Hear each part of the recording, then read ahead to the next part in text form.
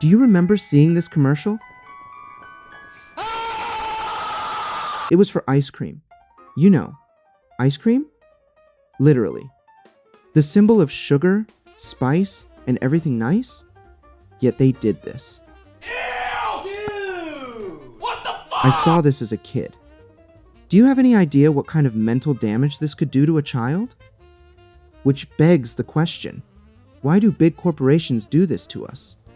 Well, for the same reason as this scary coffee commercial, or, definitely, this PS3 commercial, because you are shocked and curious and want to buy said product. I mean, saying please buy our stuff is boring anyway.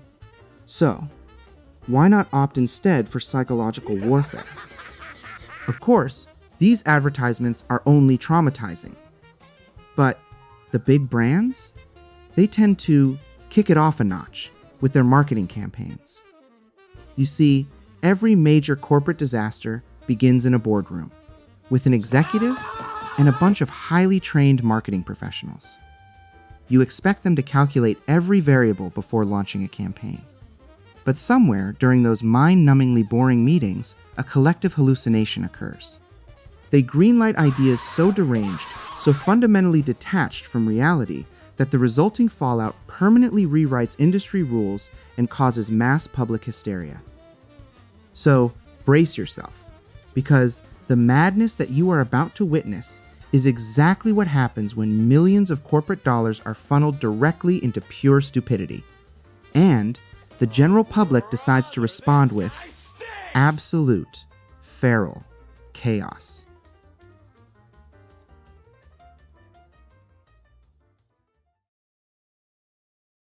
Teddy bear, a child's best friend, through thick and thin, where better to get 'em than Build-A-Bear. For those who don't know, Build-A-Bear Workshop is an interactive stuffed animal retailer where customers build their own plush toys. If I recall correctly, you can even put a beating toy heart in the bears. Wholesome, and totally not creepy at all. Then came the 2008 financial crisis.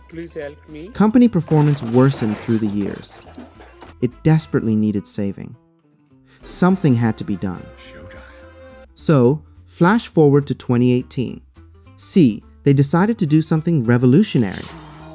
A teddy is a child's best friend anyway, so why not let them decide the selling price of the bears? After all, price is of little importance compared to lifelong memories. Don't you think? This is a perfect idea. We will be an unforgettable part of every kid's childhood. And it also brings in money, of course.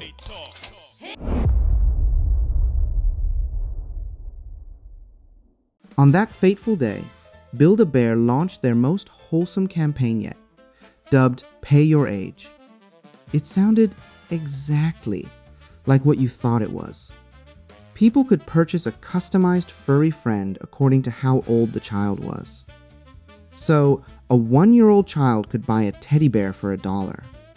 Simple. And so sweet. Except, let's look at the math, because they obviously didn't. So, a teddy bear is usually $20 a piece at the very least. And if you get additional accessories, it can be up to $50. All of these could be bought at the very minimum price of $1 whole. So, what this means is that Build-A-Bear accidentally became the most value-priced retailer in the US, UK, and Canada for that morning. Every single parent in the US saw this opportunity. Or, from Build-A-Bear's point of view, an awful nightmare. The company obviously did not expect this. I mean, how could they? It is not like even a 5-year-old could see this coming or something. So, inevitably, all hell broke loose.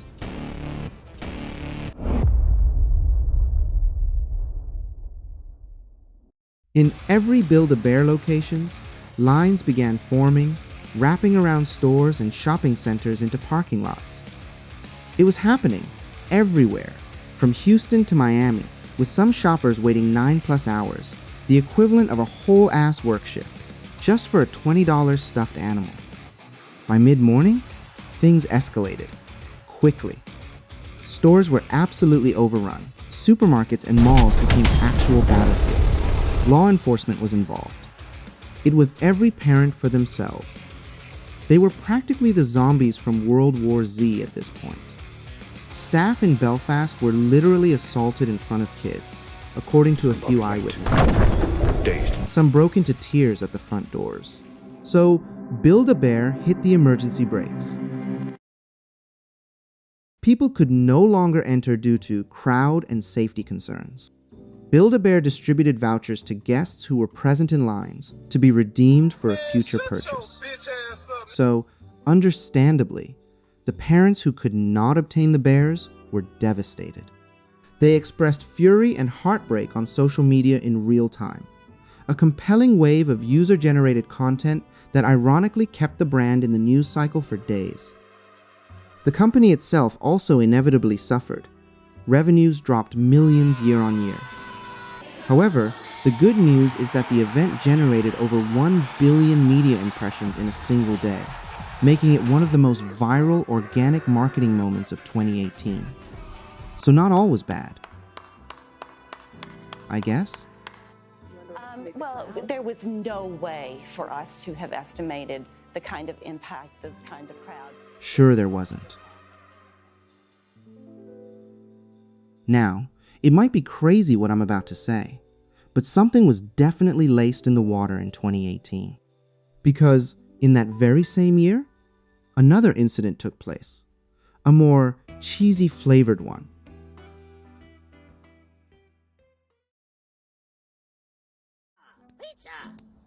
Pizza, pizza, pizza, pizza, pizza, pizza. Pizzas, everyone's absolute favorite. My personal favorite was Domino's. I know, some say it's overpriced, some say it's overrated. But I like it. I just can't get enough of their ranch.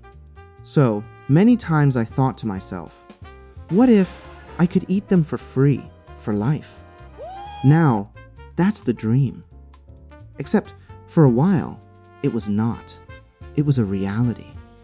For the Russians, anyway.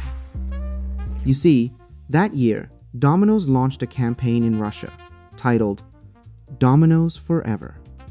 Now, I have to clarify something. This so-called marketing campaign was more of a deal than a campaign, honestly. The deal? You tattoo the company's logo in a prominent place, at least 2 centimeters in length, and post the result on social media. In exchange, you get 100 free pizzas a year for 100 years. That's right. Free pizza for life. All it took was a small tattoo that could easily be played off as a joke, or covered with a piece of clothing, or removed later. I think the tattoos weren't even that bad. They were quite cute, actually. And in case you forgot, of all possible locations in the world that this could have taken place, it was launched in Russia. But here's the kicker. There was no participation limit. The moment this was announced, across Russia, countless tattoo appointments were made. Russians tattooed their arms, legs, and even necks, and posted them on socials. The number of participants kept rising. The domino-themed tattoos just kept coming. To the hundreds. No sign of stopping. The madness had to end. The campaign lasted a mere 5 days. They announced that they would only promise the special deal to the first 350 people with Domino's tattoos. And they wouldn't take any more photos after midday on that final day. Get some help. So, it meant that unknowing customers who went for a tattoo after that point essentially became walking Domino's ads for nothing. But here's the crazy part. The people who actually got the lifetime free pizza found out that the deal was subject to tax. That's right. The 350 winners discovered that free pizza is considered taxable income in Russia. So they were effectively paying tax on pizza they hadn't even eaten yet. And guess what? It still gets worse. In 2023, Due to the country's full-scale invasion of Ukraine, Domino's ceased operations in Russia. So, that 100-year deal? It's off the table. Guess what? 5 years is all you got. No free pizzas for life for anyone. You got yourself tattooed? Too bad. That tattoo will probably outlast the brand, the franchise, and apparently the entire geopolitical relationship between the US and Russia. No one was happy. One guy even took Domino's to court. He demanded 100 years of free pizzas, as promised. I mean, he was sick of pizzas, but he proceeded with the lawsuit anyway. It's a matter of principle, he said. He lost that lawsuit. But hey, at least they offered to fund cover-up tattoos for participants, which is nice.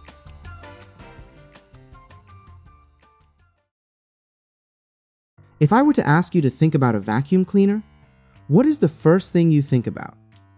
Well, back in the 80s, for residents in the United Kingdom, they thought about Hoover. Hoover was basically the final boss of vacuums. They were so big that hoovering was literally a verb. But then the recession hit. They started flopping harder than a TikTok trend after 2 weeks. In the midst of darkness, their UK branch was approached by a tiny travel agency, JSI Travel. Then, they both had a mutual agreement that was nothing short of brilliant. Buy a Hoover product, get free airline tickets. How much worth of products? Take a wild guess. A mere 100 pounds. Genius. The plan was run through risk management professionals. They said it didn't make any sense. They warned that it would be a complete disaster. Hoover laughed and ignored the warning. They launched the campaign anyway. So, it all began with Europe flights. They promised 2 free round-trip tickets to European destinations for any purchase worth at least 100 pounds. It was stupid, but still somewhat manageable. Things were working fine, so they kept doing it, and the whole campaign was an astounding success. Just kidding, they didn't do any of that. They expanded the trips to the USA. Is your brain located in your ass, buddy? A gentle reminder that the whole gist was that 2 round-trip flights were offered. So, this time around, that same 100-pound purchase could net a customer in the United Kingdom 2 free round trips to the land of the free worth 600 pounds. In other words, they were willing to lose 500 pounds per customer. But don't worry, they weren't idiots. In fact, they came up with a fantastic plan. They planned to make the application process incredibly difficult for the consumers. This involved a deliberately punishing, multi-step redemption process. I mean, who would go to such lengths of paperwork for a mere 600 pounds worth of flights? This would surely slow things down. Genius. Yeah, it did not work. They expected 50,000 applications. They got 300,000. Those customers were purchasing the cheapest available products just to satisfy the 100-pound requirement. Some didn't even bother picking up the order. Production was increased to meet the incredible demand. They went into panic mode. Every possible obstruction towards the customers was executed to slow down the process. Plan code name? Sabotage. The forms submitted were deemed incorrect. They offered flights departing from airports hundreds of miles from customers' homes. They responded on Christmas Eve, hoping mall closures would cause people to miss the 14-day deadline. The letters that the customers sent mysteriously vanished without a trace. But all efforts were in vain. Nothing could stop these deal-hungry consumers from trying to get a free trip. The fallout? It was nothing short of terror. The parent company, Maytag, was ordered to shell out the equivalent of $72 million on flights for some 220,000 customers. And even then, another 300,000 never received their offer. Public response was vocal, and resulted in protests and an extended court case that continued until 1998. They lost £50 million on the stunt. 3 top executives of its British subsidiary were fired. The British royal family stripped the brand of its royal warrant, a prestige mark given to trusted suppliers. The Europe branch of Hoover was sold to an Italian competitor, Candy, at a massive loss. The entire European arm of an 84-year-old empire was utterly destroyed, all because of a few flight tickets. Genius. Popsicle. The just as cool cousin of ice cream. People of all ages love it.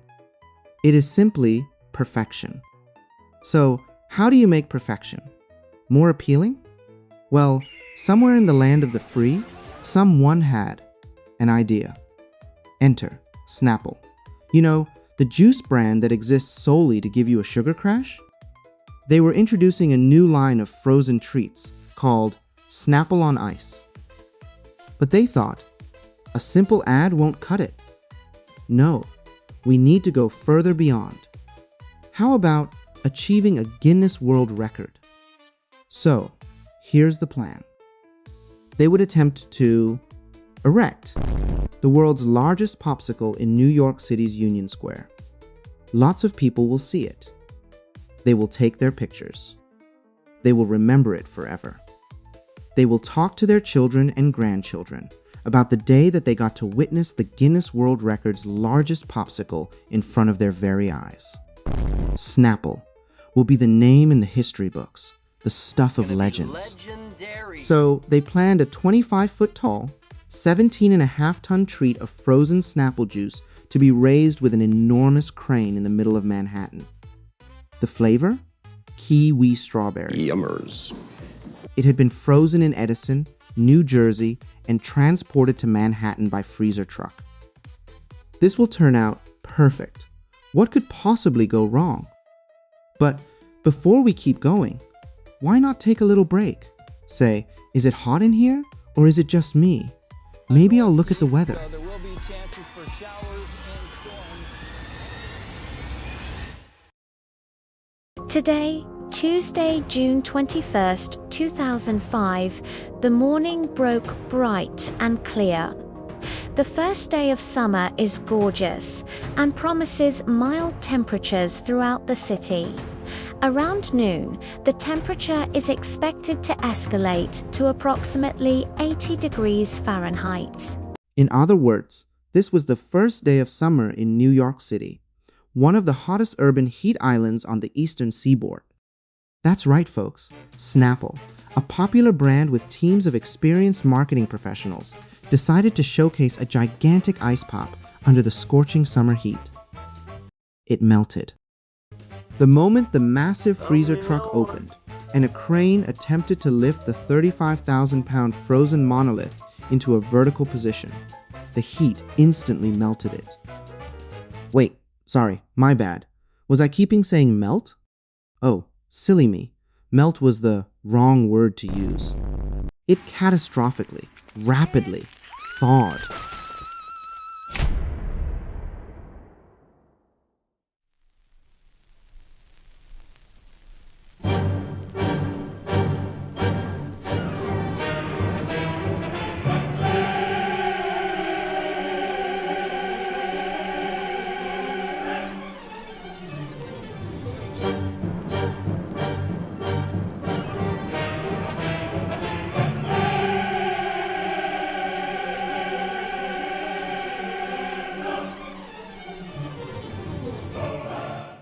The sticky red goo soaked the streets, flooding Union Square in downtown Manhattan with kiwi strawberry-flavored fluid that sent pedestrians scurrying for higher ground. A woman who fell in the hazardous slush was rushed to the hospital with a badly sprained ankle. Police were called, streets were closed, fire trucks were summoned to wash the stinking pink nightmare down the sewers. Snapple themselves agreed to pay for the cleanup costs, of course. The popsicle never fully stood upright, by the way. Shame. Seems to be a case of premature evaporation to me.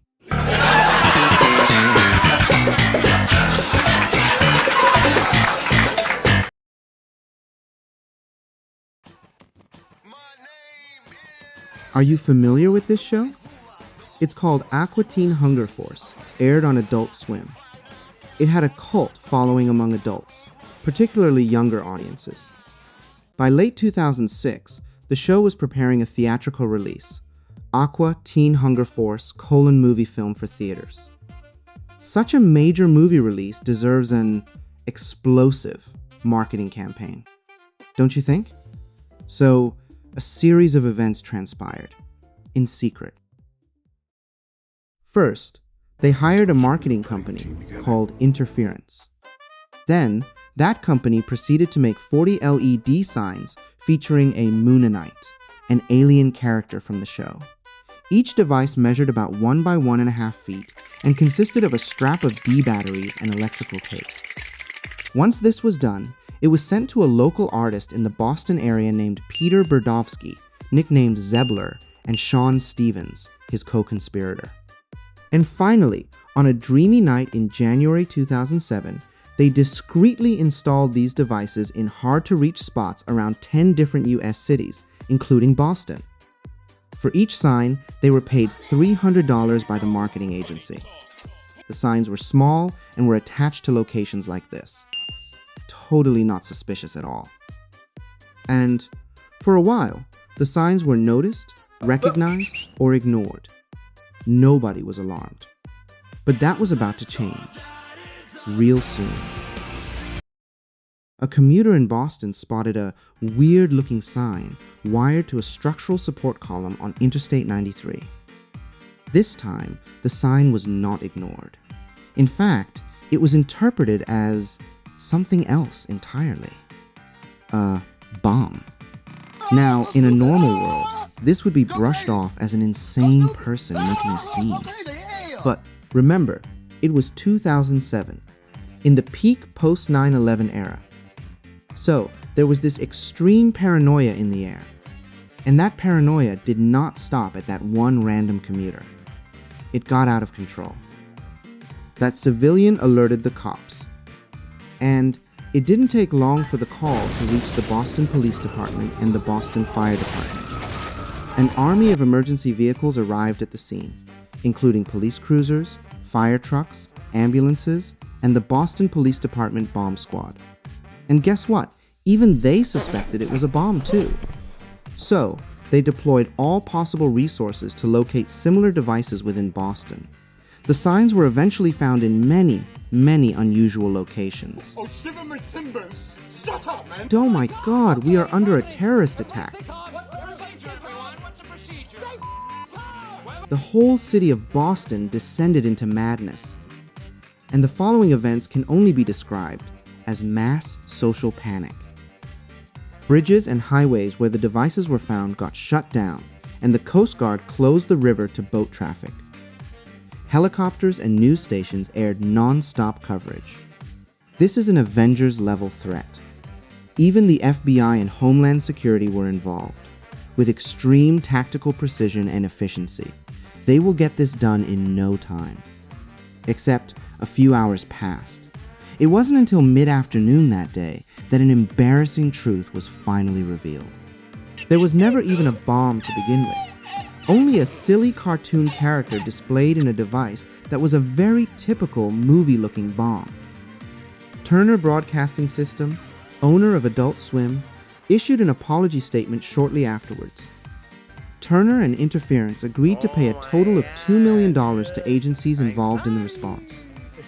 A week after the panic, Cartoon Network's general manager and executive vice president, Jim Samples, resigned. As for the iconic duo, Zebler and Sean were both arrested and charged with placing a hoax device to incite panic. Both pleaded not guilty to the two charges and were later released on a $2,500 cash bond. They completed 60 to 80 hours of community service. Not only that, the press conference they had with the press outside of the courthouse was absolutely unhinged. The two legends turned what was supposed to be a shameful event into a joke. They avoided the topic of their charges and going on a nonsensical ramble about their hair instead. I think my dreadlocks are pretty nice and they're going to keep growing for a little while. maybe they'll reach my knees or something. I don't know. I'm getting sort of more due to get a haircut because getting my bangs now. As for the Boston officials, they were ridiculed due to their extreme overreaction to the incident and became a laughingstock for the media. The case went down in the history books as the most typical case of mass panic and the worst PR stunt in history. And that is exactly how a glowing, pixelated cartoon alien managed to paralyze a major American metropolis faster than a Category 5 hurricane.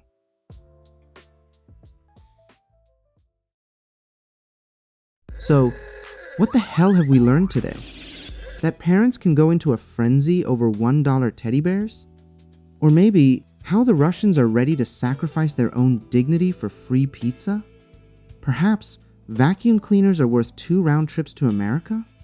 Or that an ice pop melts fast under the summer heat?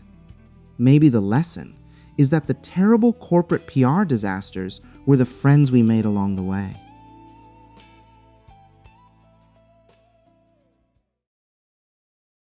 Anyway, did you notice the Moonanites on those LEDs were flipping the bird? That was funny.